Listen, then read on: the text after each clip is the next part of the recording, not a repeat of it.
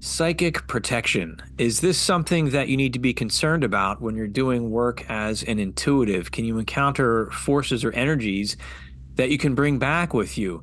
I've got my good friend from the future forecasting group on the line with me, Dick Allgire. It's been a little bit since he's been on the show, and we're going to talk just about that tonight. Dick, how are you, my friend?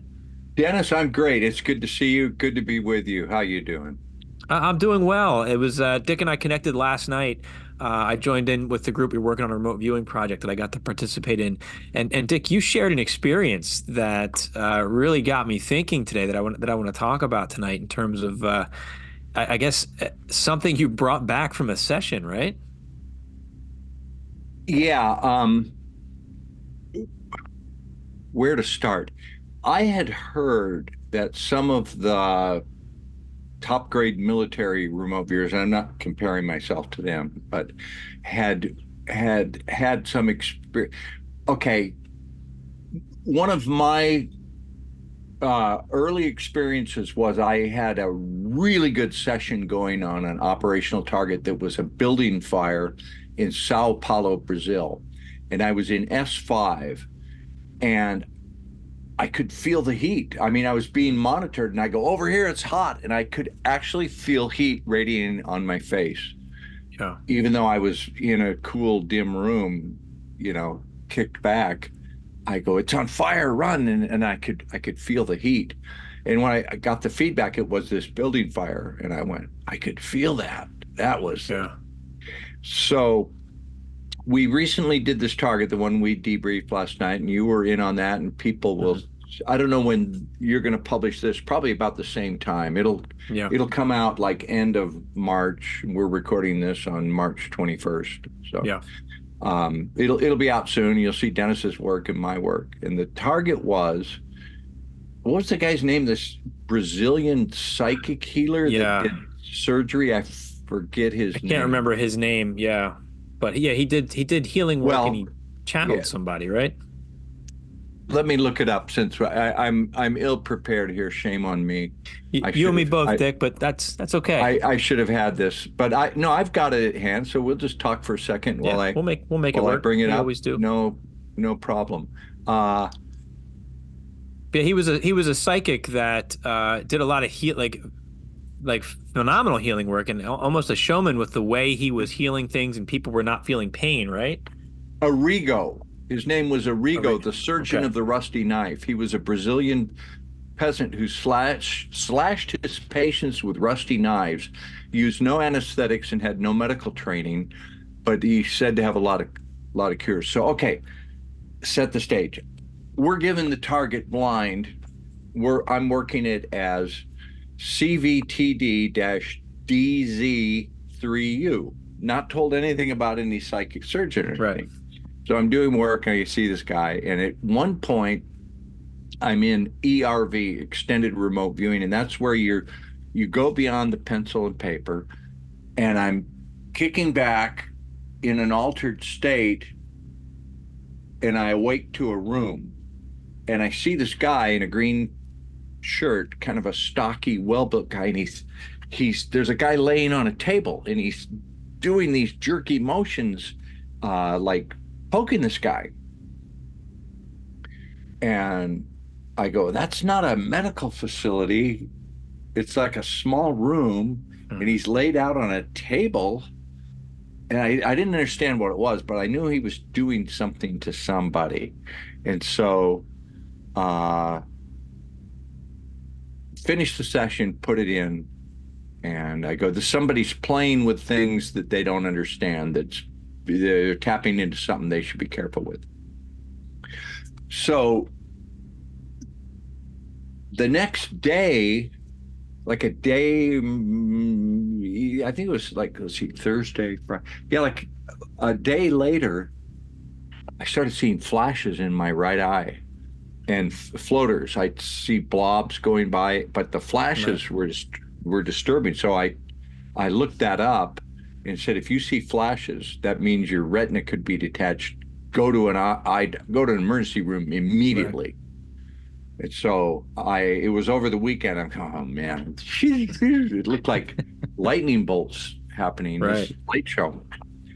So Monday I go to the ophthalmologist, and they dilate my eyes and look in and do all this stuff. And she says, "Well, your retina's not detached. Good news, but you do have something going on. So the gel is kind of detached, and we need to wash that." So we went, okay, age related shit. Okay, Mhm. so I have this eye problem after working this target. So then they give us the feedback, and the feedback, the video they showed us was this guy poking a knife in a Mm. guy's eye. Yeah. And I thought, okay, now that's a coincidence. Hmm. That's a coincidence. Or is Yeah. it? Did I Yeah. pick up some residue from the target? I don't know. I'm not making any claims. I'm just saying my eye went wonky. I've never had that problem in Yeah. at the same time I worked that target. So That is what do you that's do an about odd it? That's the coincidence. question. Yeah, I mean, I have so many questions about it and inspires so many things. I mean, the person that comes to mind is, obviously popular movies like The Matrix. They say, if you die in The Matrix, if your mind dies, your body's affected by it, right? Your body dies. And is this a similar thing we're looking at? If you're really locked in on a target as a viewer, can that impact you? I mean, is this evidence of that you've been impacted by your target? I'm thinking about targets that have impacted me. Hmm. Um, One that was kind of dark was I worked a missing woman up in Wenatchee, Washington, and I heard this thump, thump, thump, and I realized it was like meat being Mm. dragged over rocks. Yeah. And it was this guy, they're looking for the location of her body, and I not only saw him dragging the body down, I became him.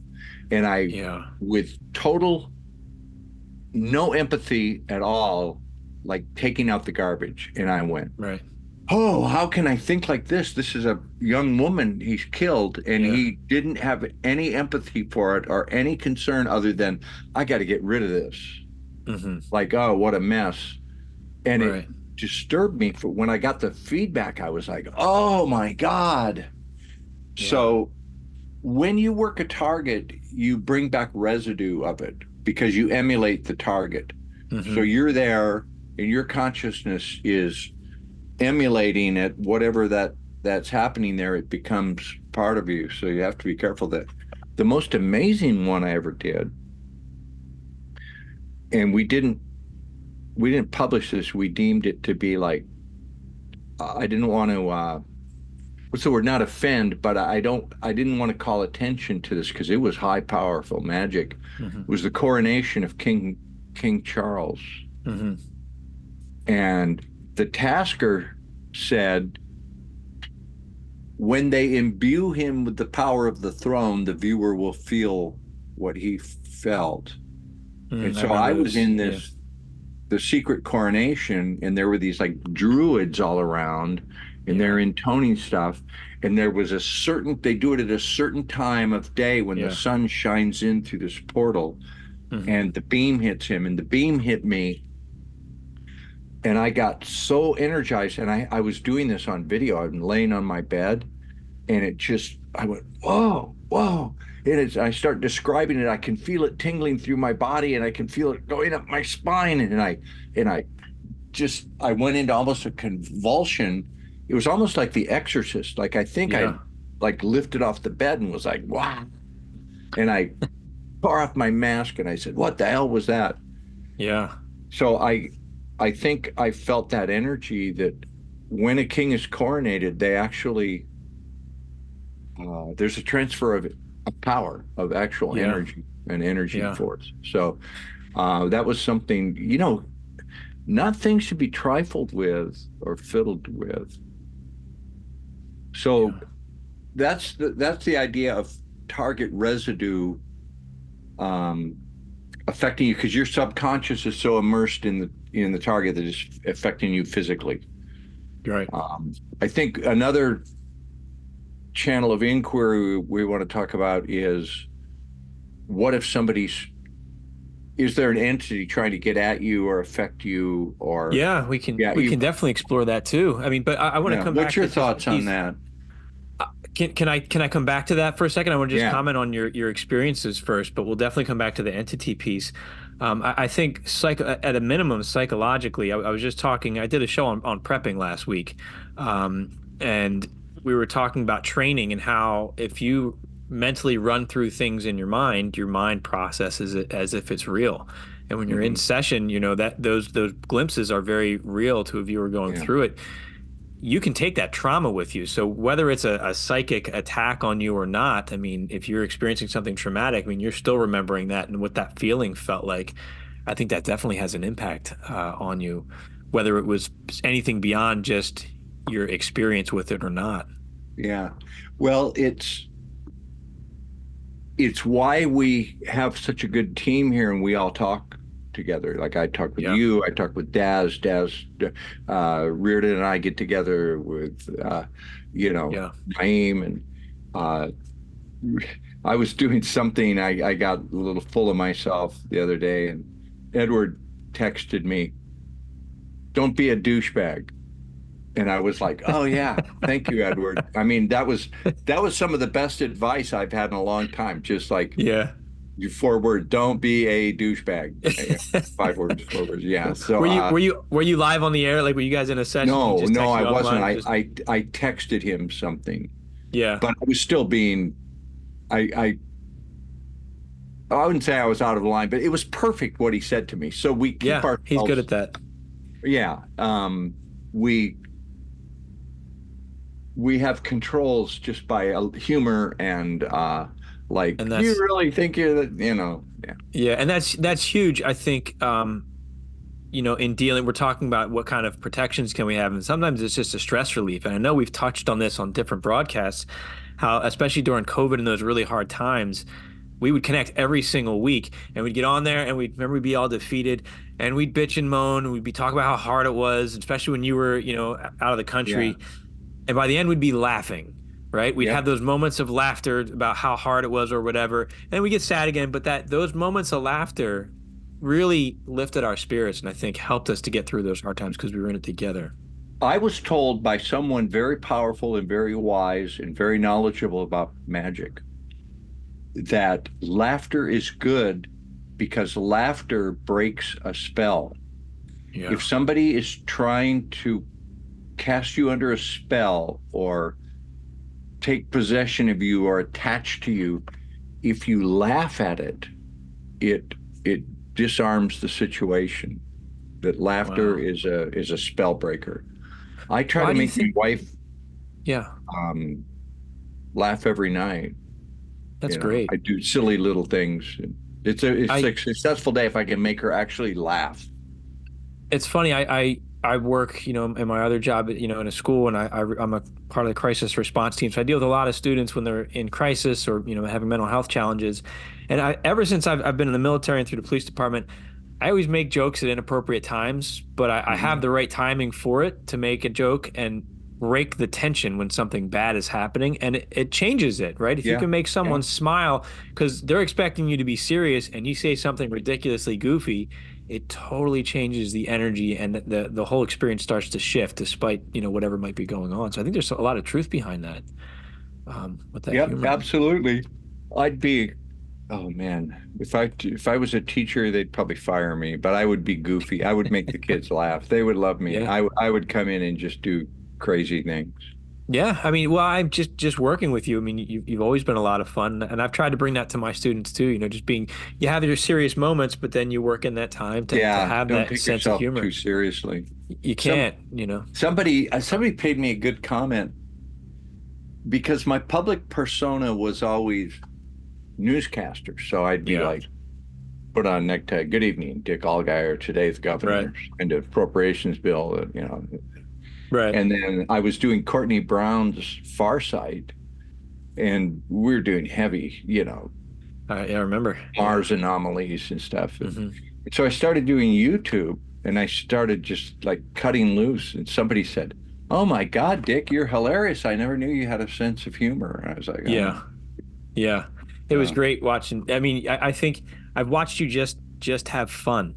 Um, putting stuff out there, really just being yourself and making the jokes as they go. I remember how excited you'd be to show us like your Barry Schmeling clips before you'd release them and just the laughs Oh, we'd have at it. I used to, I amused myself with that so much. I don't, uh, I don't drink anymore. I stopped drinking, but I was drinking a little bit, not a lot, but I have a couple, two, three glasses of wine at night. Right. And so before bed, sometimes I would get a whole Barry Schmeling. I'd be brushing my teeth and get a Barry Schmeling thing. And the whole thing would play out and I'd go Yeah. write it down in my ugly handwriting. I'd get up in the morning and I'd see it and I'd go, oh man, that's beautiful. And then I'd record it. So, Yeah. That was a lot of fun. but, So but that is, I really think that's psychic protection in a way. I agree with you, Dick. There's times where I'm feeling really, I mean, I've been battling, with anxiety and depression off and on for the last couple of years. And on the nights that I can just laugh, it's like I'll be miserable and then I'll get on with you guys and it's gone. And I feel so much better. And I think that that really makes a difference in protecting yourself. And speaking of, protection, I mean, and the experience that you had where you brought that stuff back. Um, do you think beyond just the experience of having something, do you think you can bring things back with you, energies or experiences? I I'm pretty sure something attached itself to me on Yeah. one remote viewing and was giving me, it was like my sense of it was something enjoyed the, and I don't know that I haven't studied this, so Hmm. I think it was some entity that enjoyed the physicality Hmm. of humanness Yeah. and was just perched kind of in me, just kind of like, oh, looky loo, like this was like to be a human. Yeah. Um, I was, I've got this Hawaiian healer who is a massage therapist, but she's more than that. She's a very intuitive healer. Yeah. She's trained in all modalities of what Hawaiians call lomi lomi Hmm. and other massage. So I hit my head in 2000 and 20, 2012, You're right. and I cervical problems. And the doctor said, "Oh, you man, your neck's off. We'll pay for the workers' comp will pay for massage." And he said Right. to his assistant, "Who's good at massage? Where do you live, Makiki? Okay, who's near there? Okay, Kimberly Little of Alana Natural Therapy." So I went to her, and she was doing something to my now. Oh man, that's great. And I've been going to her for ever since. Mimi Yeah. buys me coupons to see her. And she can, I won't tell her where I hurt. Right. She She just puts finds her it. hands on me and she goes, "Oh, your right hip is out and your left Yeah. shoulder. I'll work on that." I go, okay. Yeah. So she was working on me one time and she said, "There's another entity here on Hmm. you." And she started putting weird smelling stuff and Hmm. started chanting in Hawaiian, like this really deep, spooky chant. And I could just, Yeah. whoa. And she goes, "Okay, I think I got that off you." I told him, "Go away." Yeah. So I was told that you just have to tell the entities, your contract, I have no contract with you. Yeah. I Hmm. reject your contract. It's null Yeah. and void. Go away. I don't want you here. I have no agreement with you. And then laugh at it. Okay, get out of here. Yeah. I think there's some merit to that. I do a Reiki meditation every morning, and I scan my body and my centers, and um, I find different things, not necessarily entities attached to me, but I find where I'll say points of stress and blockages are, and Yeah. I work to release them, and it goes, and I feel it go, and I feel different, I feel better, and throughout the day, I feel that processing through, and I'm thinking about some of my experiences, and I remember when you were really ill as well, right? We all sent you some healing, and you were I could reporting that feel that you were feeling it. absolutely. you Absolutely know? felt that. Yeah. And I, I'll do sessions online with clients and they're, as I'm describing to them what's going on, they're going, yeah, that's exactly what I'm feeling in my body as we're going through that. So I think Mhm.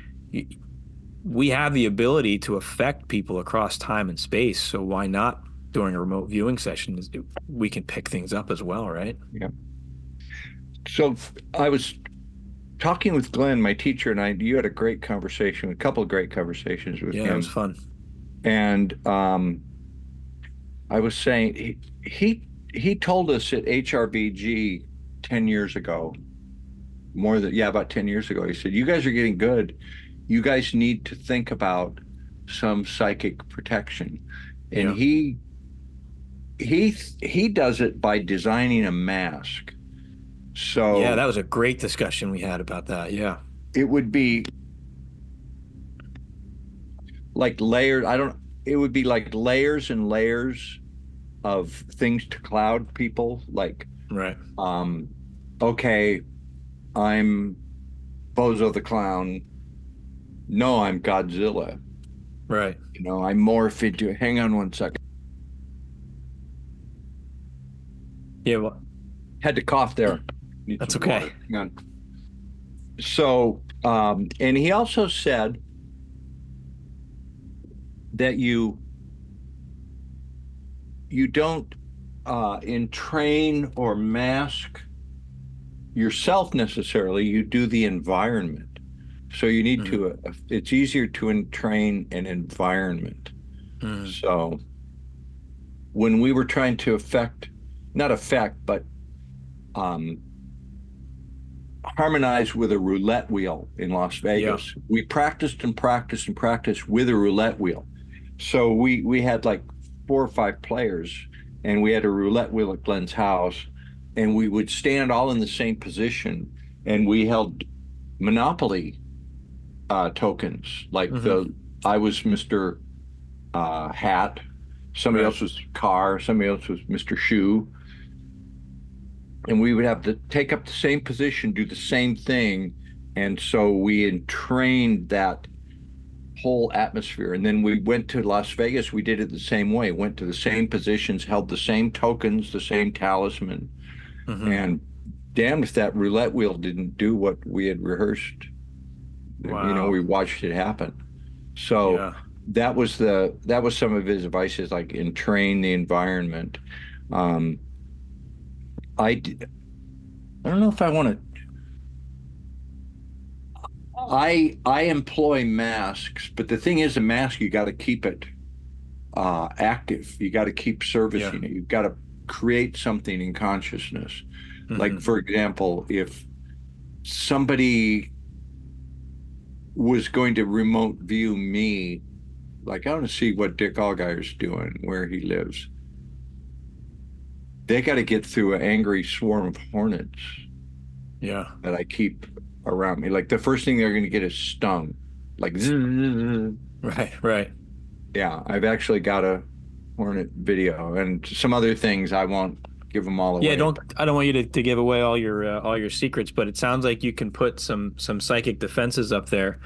I guess it sounds a lot like your intentionality, right? I mean, it's intentionality. Yeah. as opposed to the method. I mean, if you put intentionality out there, I'd say with the feeling of this might not work, I'm going to be attacked. You, I would think you'd be vulnerable, right? you're you're using your intent Hmm. to create something in consciousness Yeah. that will attach to you.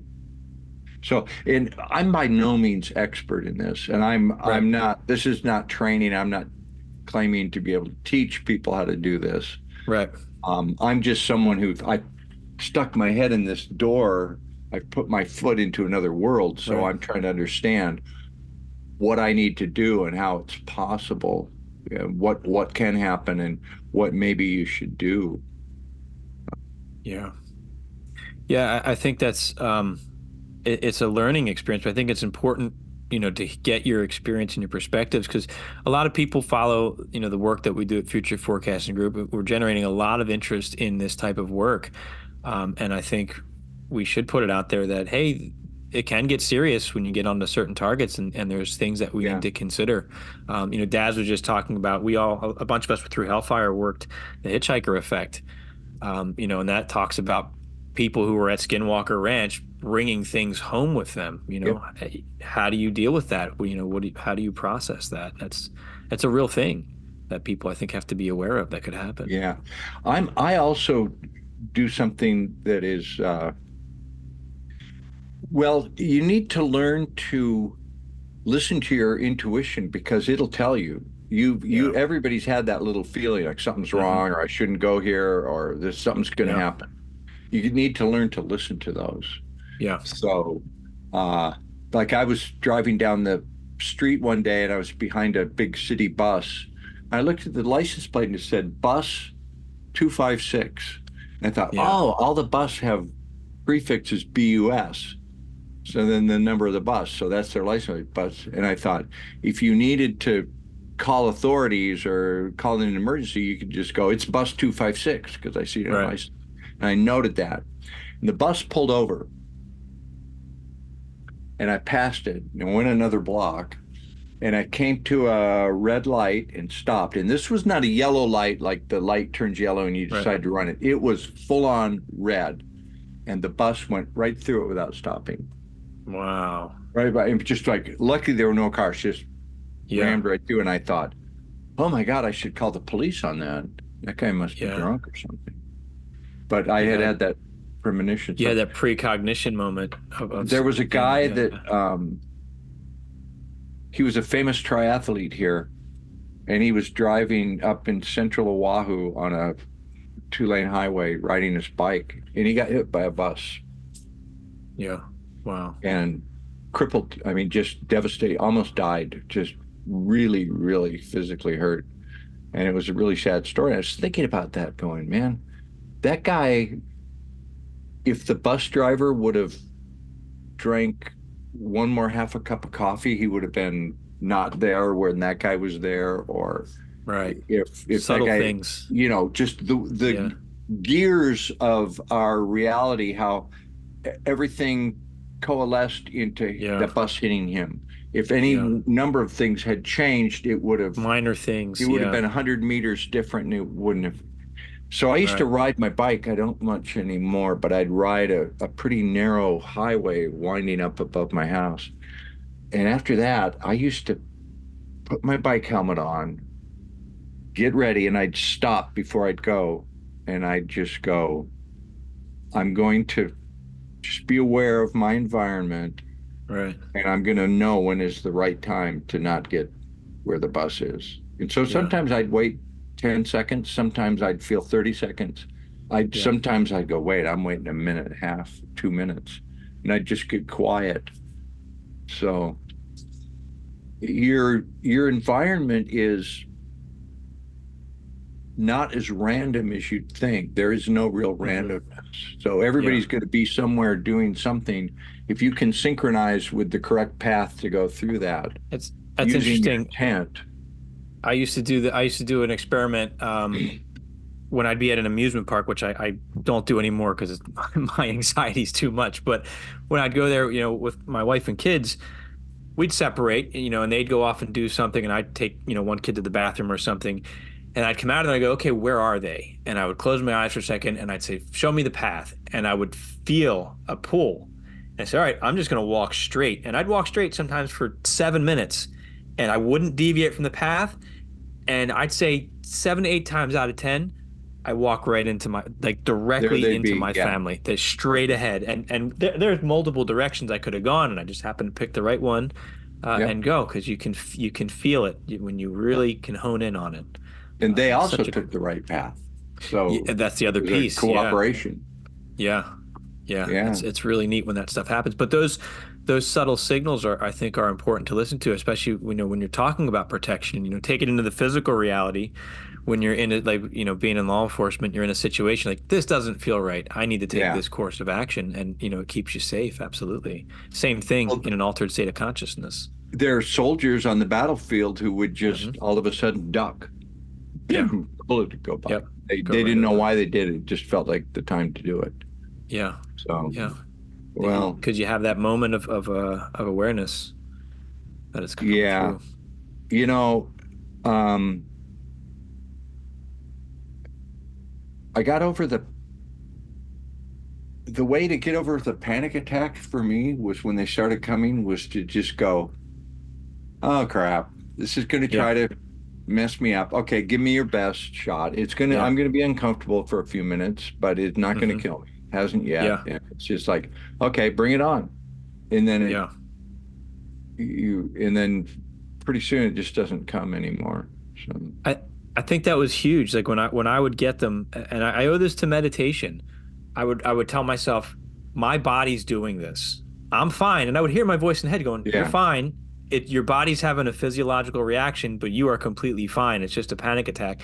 And I would literally be able to step out and watch my body go through it. It's uncomfortable, but the panic yeah. wasn't there in my brain. I knew it was going to pass. It's hard, but I knew it was going to pass because you can control that fear, I think is a big piece of it. They're gnarly when they hit. It's like Yeah. somebody injected you with a terrible drug.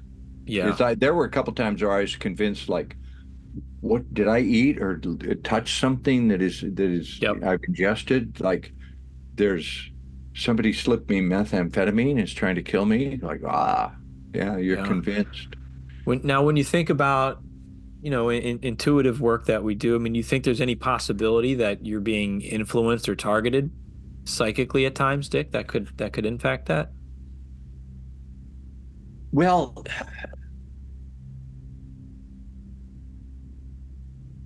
yeah, I think it's weird to have the performance.